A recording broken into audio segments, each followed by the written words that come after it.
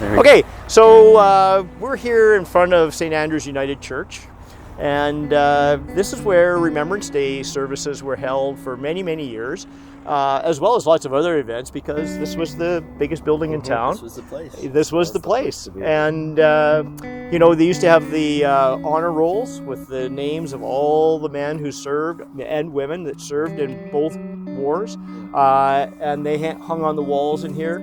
And so it was a reminder every Sunday when parishioners would come here of how important those people were to our community. Yeah. And sure. yeah, so it was like Remembrance Day almost every Sunday, and Right. it was a really interesting experience to be able to be a part of that. Yeah, for sure. When I was in elementary school, one of my most vivid memories is of our vice principal, Mr. Cameron, coming to school on Remembrance Day, because we never had Remembrance Day as a holiday. We had to go to school that day. It was just a day. It was just a day. Yeah. But Mr. Cameron would come to school in his uniform.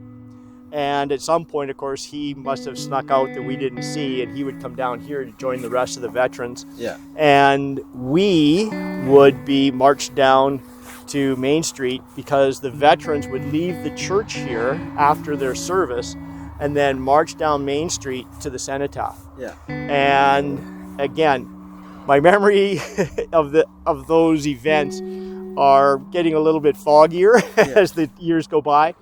But it seemed as if there were 100 veterans. There may have only been 50. I don't know. But again, this is the early 1960s. The World War II veterans were in their 40s. The World War I veterans were in their 60s. There were lots of them. Some of their uniforms probably didn't fit that well, but they were wearing uniforms. And it was such an impressive sight for me and my little buddies to watch those men come by. And they were almost all people that we knew.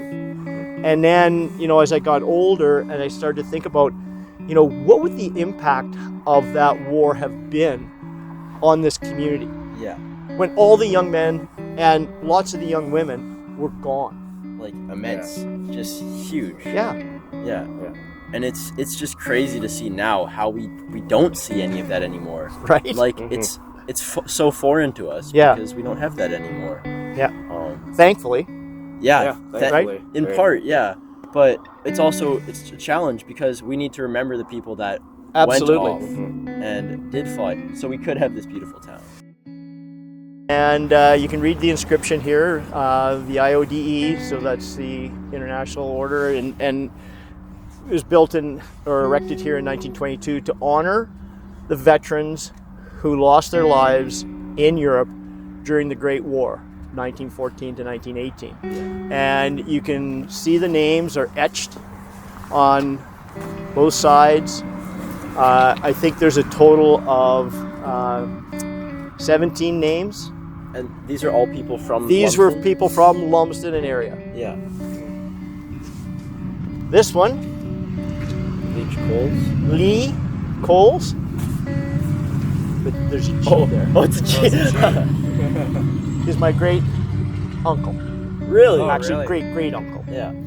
And he volunteered in 1915, joined one of the regiments that was formed in southern Saskatchewan. He actually enlisted over in Moose Jaw. And he died in the fighting around the Ypres salient in the fall of 1917.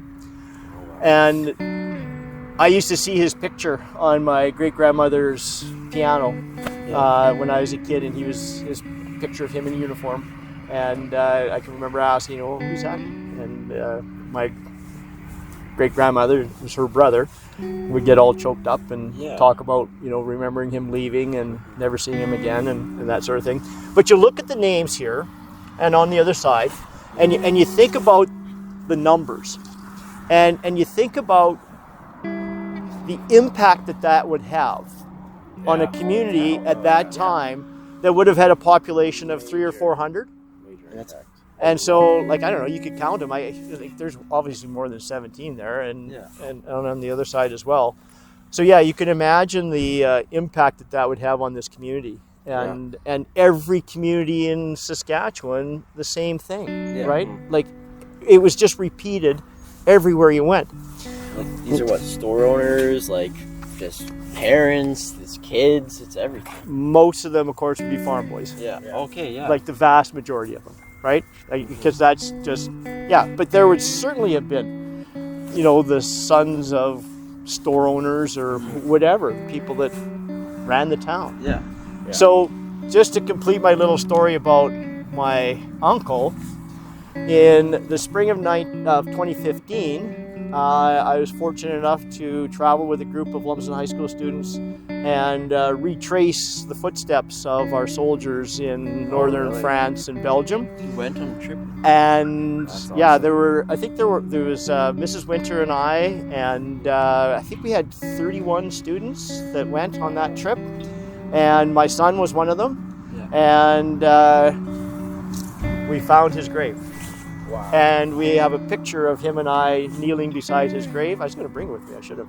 And yeah, and what was really cool was that our tour guide asked us, is there any special places? Is there anything that you would like to see if we can find? And so, you know, my son was able to look up all of the papers around him, because there's websites now where you can find all those things. Found where his grave was and everything, sent that information to her.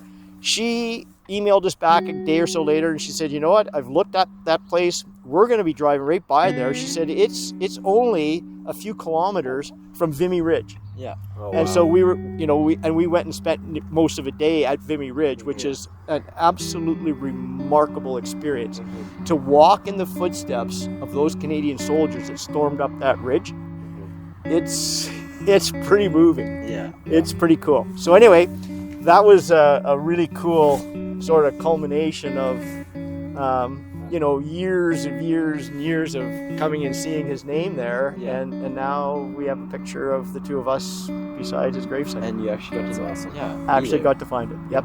That's Really cool. Yeah. That's really cool. No, like students in our school, they need to come out here and like actually see this and recognize the history that this has with the people in our town. For sure. Because I feel like they don't. No. Enough Well, it's hard, right? Because it's so long ago. Yeah. For me, it was right at hand. Like Yeah. the World War II veterans were all around me when I grew up. Mhm. Right? My grandfather was a World War II veteran. Yeah. Again, like just down the street from us, next to where the Valley Restaurant is now, there was a little shop there, and he was a shoe repair guy. Okay. And he had also fixed, you know, harness. He was a leather worker. Yeah. And his name was Mr. Heisman. And Mr. Heisman's face was a mess. And he was a veteran. Yeah. He was a tank driver and was part of the landings at D-Day. And a few weeks after that, his tank got literally blown out from under him. And he had, you know, surgery and whatever, reconstructive surgery, whatever they could do back then, right? And and again, it was like, that's Mr. Heisman. That's Mr. Heisman. Yeah. He was a tank driver. You give him respect. Yeah. And yeah. So I don't know. So there you can see again, just that firsthand knowledge of, you know, there's I'm guessing there's 30 names on there. Oh, there's lots. And And so, is this memorial? Is it also in recognition of like the Korea War too? it does, but there's no names, right? Yeah. It's never been modified. These are just the names of the dead from World War I. So yeah, it's to recognize now, of course, World War II, and the Korean War plaque was put up there a few years ago, and because we need to recognize that as well. There's significant numbers of Canadian lost in Korea as well. So pretty amazing, and yeah, this is a sacred place. For This, sure. you know, one of the things, again, as a kid playing in Lumsden when I was a little guy, we roamed this town wherever, whenever we wanted, but there were some strict rules. You never came in this park. Really? This park, you could walk by, you could look at it from afar. You didn't play in this park. You just did not play in this park. As a sign of respect. Yeah. Yep. Yeah. Okay, that makes a lot of sense. And I don't know if you took note of what's carved in here. It's hard to see. Oh, battles. The battles. Those are the battles Yes. that Canadian soldiers, I don't know if any. Mons, Yeah. and again, around on the other side. Oh. And again, more of the dead. Yeah, and I think there's more battles on the back too. And they're just, That's I mean, insane. we're starting to lose, it's just fading, right? Well, this monument's over 100 years old. And Yeah, it's standing the test of time quite well. You're right, 1922.